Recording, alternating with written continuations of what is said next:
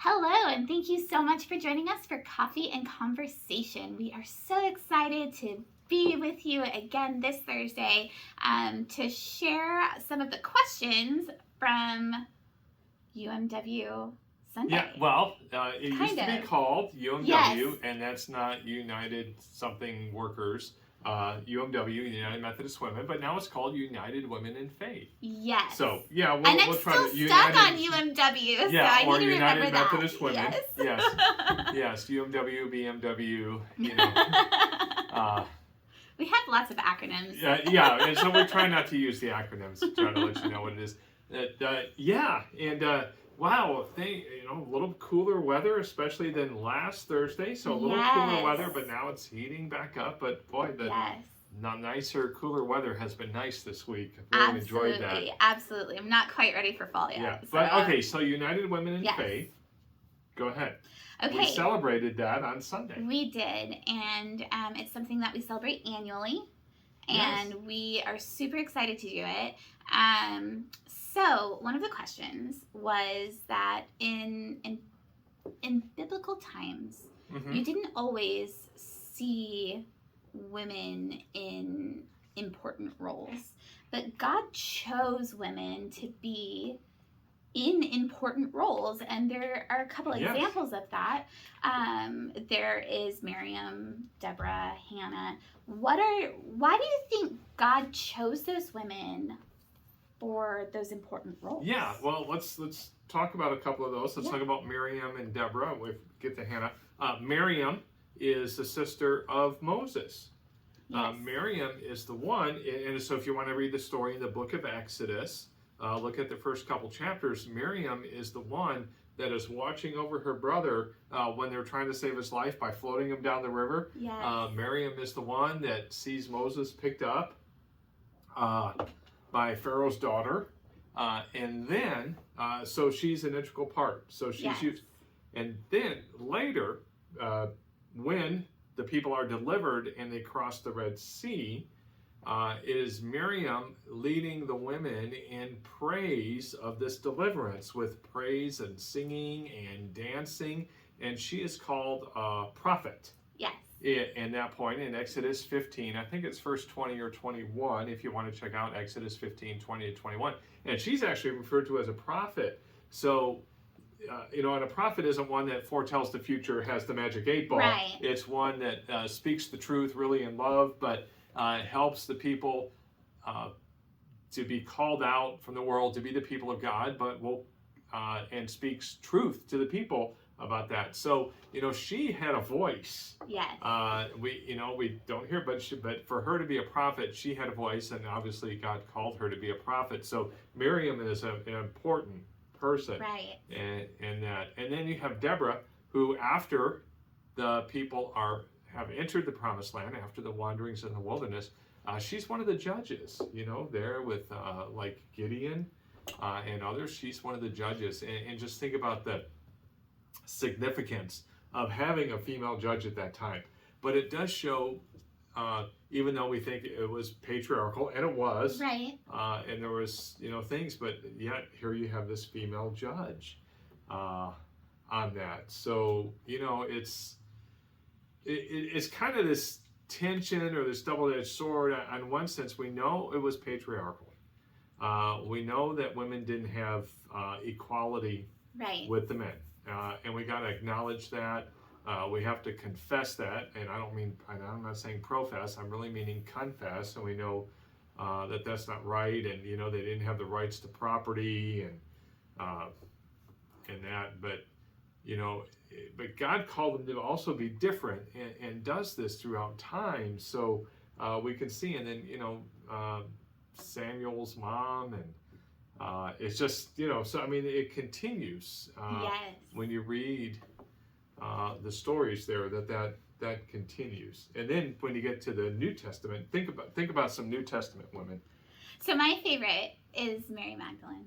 Okay, why is Mary Magdalene your favorite? Because I feel like she was looked down on by society, and Jesus was like, no, she is a person, and she is a good person, and Jesus helped her to rise above what she was, and become this important role in Christianity. Yes, very important role. I mean, the first evangelist. Yes. She's the one that first announces He's risen. Yes. She's that person. And then in the Gospel of Luke, in chapter 8, when it's talking about people following Jesus, it mentions Mary Magdalene and other women who were financially contributing to the ministry of Jesus and to support the group. Yes.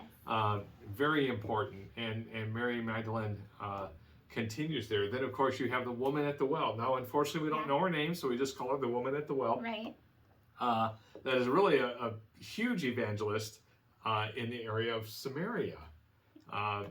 And then, so do you have others? But more about Mary Magdalene if you want. No, we're good. Hannah was another one. Yes, and then there's Lydia, that Paul meets by a river, and we know a lot of people go, Paul was a chauvinist. That could be true. I mean, I don't know. Never met him.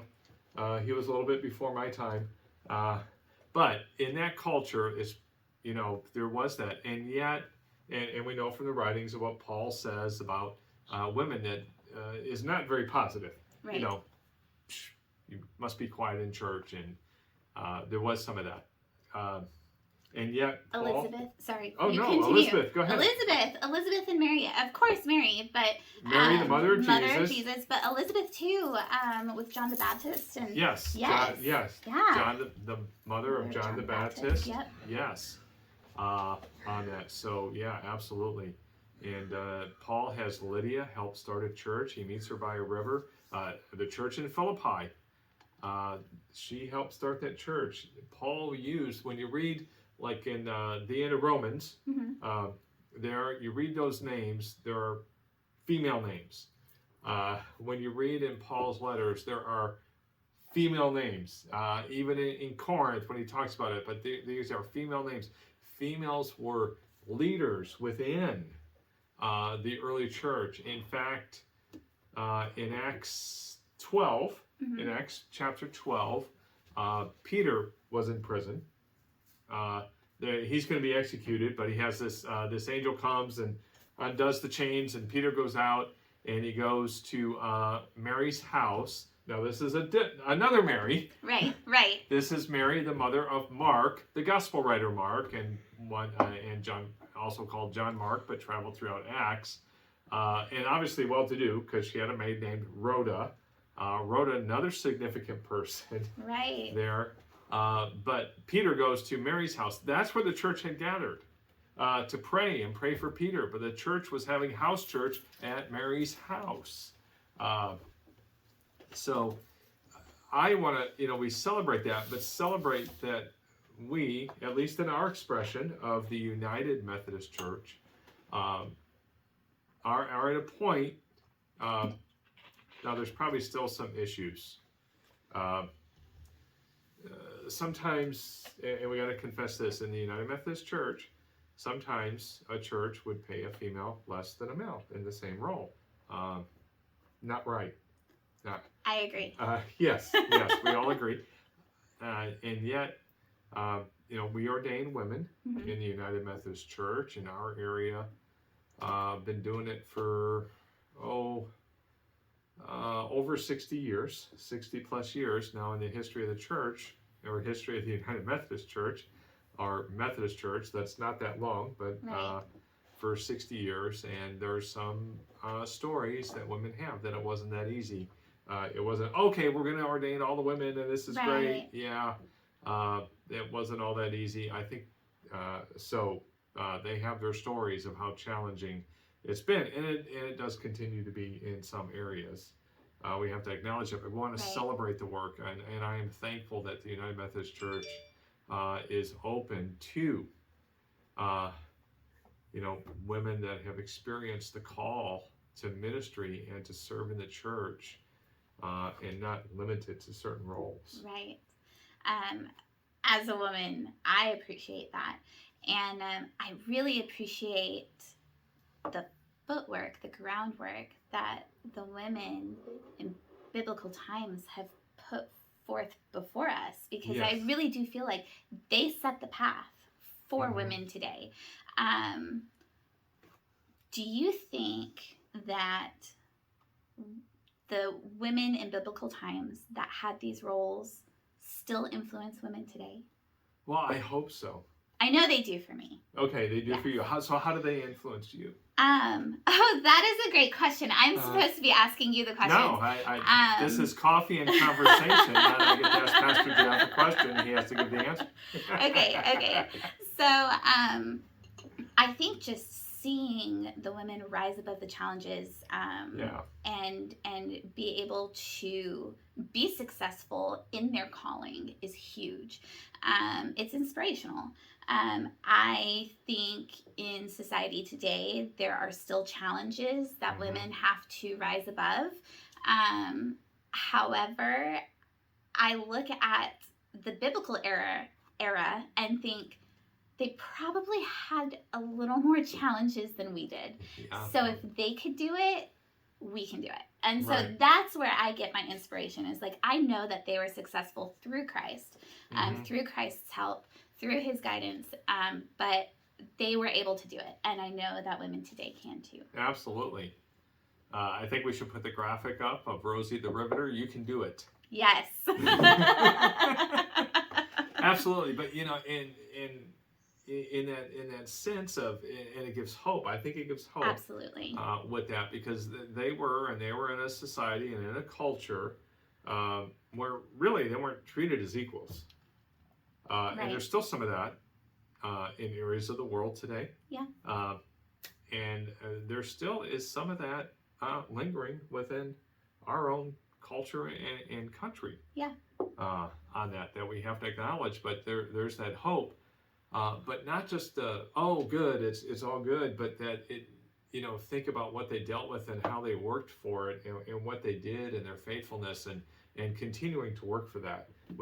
I don't think we can just rest and say, oh, well, it's all good now, and not pay attention, because I think when you do that, it starts slipping back. Absolutely. On that. So, yeah. Well, marvelous. Yes. Thank you so much, Pastor Jeff. I would be interested, for those of you watching, do you have a favorite or significant biblical figure that's female, that's a woman, that inspires you and encourages you? And we would love to hear. Yes, absolutely. What you some can of those post are. it in the comments below. And then in church or on the next Thursday, we'll post and see who some of them are, or see if there's one that just really gets the most. Absolutely. Oh, I love that. We can even maybe put out like a little Facebook survey, and we can list a few. Can we do that? Yeah, let's do that. We can do a Facebook. You can do a survey on Facebook? I think so. Really? I may be talking before. You can do more than just put a photo of all the people waiting in line with 28,000 items at the express lane? Yes. Yeah, okay. Yes, we can. There are surveys.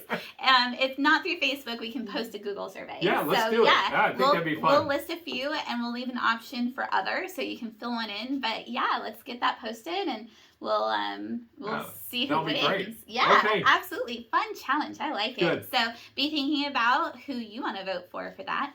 And we will tune in next week with our winner.